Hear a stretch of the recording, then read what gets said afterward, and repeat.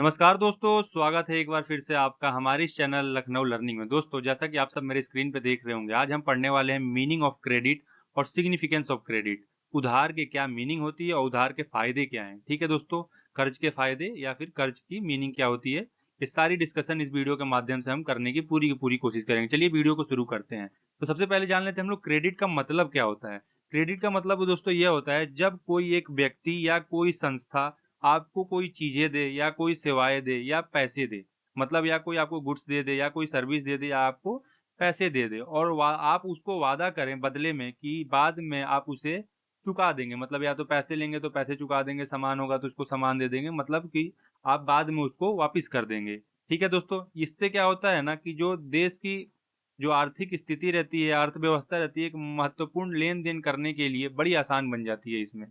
ठीक है दोस्तों? तो सिंपल सादा क्रेडिट का मतलब ये होता है कि जब कोई आप एक व्यक्ति से कुछ लें या वो आप आपको व्यक्ति कुछ दे, तो आप उसे वादा करें कि फ्यूचर में मैं उसको दे दूँगा, वापिस कर दूँगा या फिर चुका दूँगा। ठीक है? तो यहाँ पे मीनिंग ऑफ क्रेडिट में पहले दिया रखा है बोरोइंग ट्रस्ट। ठीक है दोस्तों? यहाँ पे लिखा है credit is when a lender trust you to repay them later. ठीक है दोस्तों? इसका मतलब होता है कि बोरोइंग ट्रस्ट का मतलब है सीधे-सीधे भरोसा पे कि क्रेडिट तब काम आता है जब सामने वाला आप पे भरोसा करे और आपको पैसे दे और आप भी उसका पैसे लौटा दें। यहाँ पे ये भी लिखा हुआ है बाय नाउ पे लेटर, मतलब यहाँ पे ये है दोस्तों, ये कंपनी से रिलेटेड यहाँ पे बताया गया है।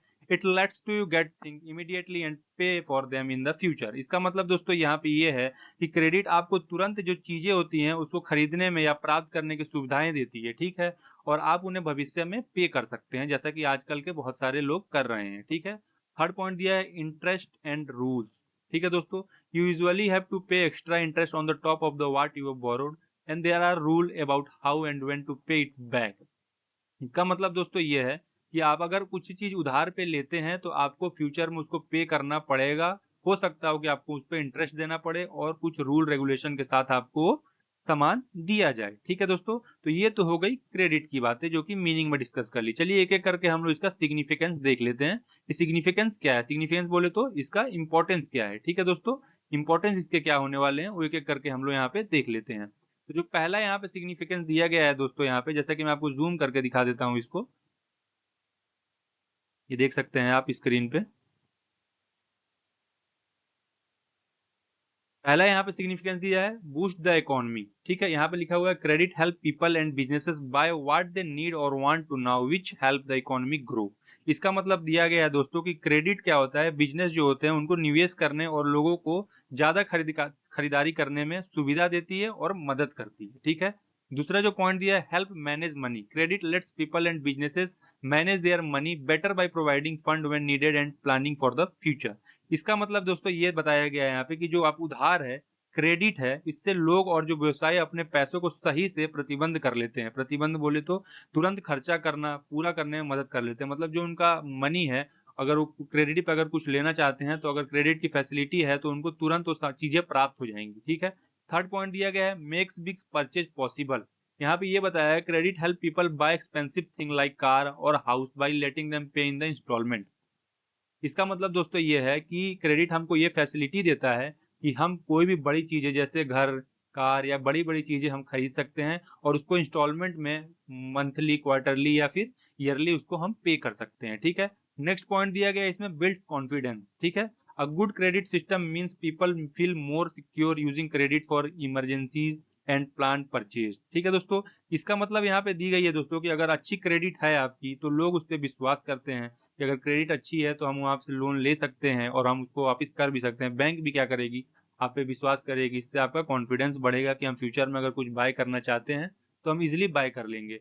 नेक्स्ट यहाँ पे दिया गया है सपोर्ट्स बिजनेसेस।